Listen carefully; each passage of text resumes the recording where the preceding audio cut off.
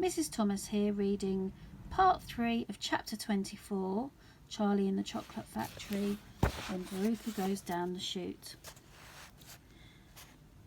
The squirrels rushed up behind him.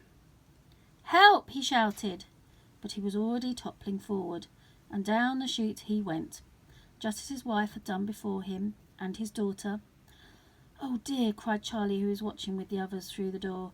"What on earth's going to happen to them now?" "I'll expect someone will catch them at the bottom of the chute," said Mr. Wonka. "But what about the great fiery incinerator?" asked Charlie. "They only light it every other day," said Mr. Wonka. "Perhaps this is one of the days when they let it out.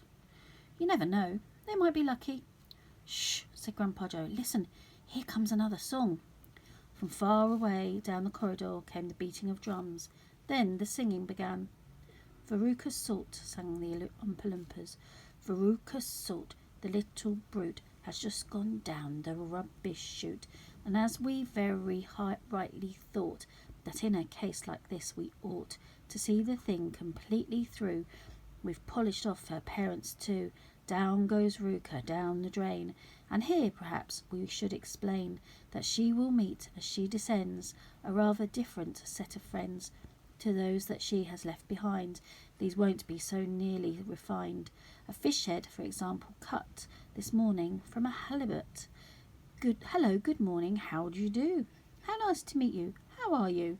And then a little further down, a mass of others gather round. A bacon rind, some rancid lard, a loaf of bread gone stale and hard, a steak that nobody could chew, an oyster from an oyster stew, some liverwurst so old and grey one smelled it from a mile away, a rotten nut, a reeky pear, the thing the cat left on the stair, and lots of other things as well, each with a rather horrid smell.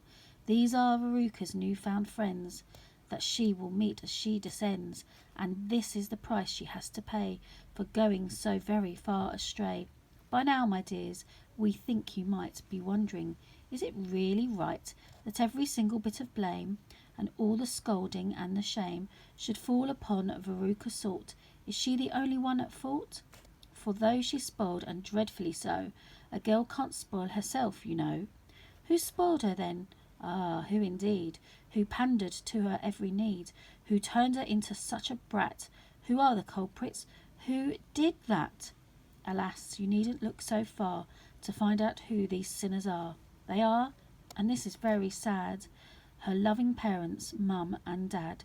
And that is why we're glad they fell into the rubbish chute as well.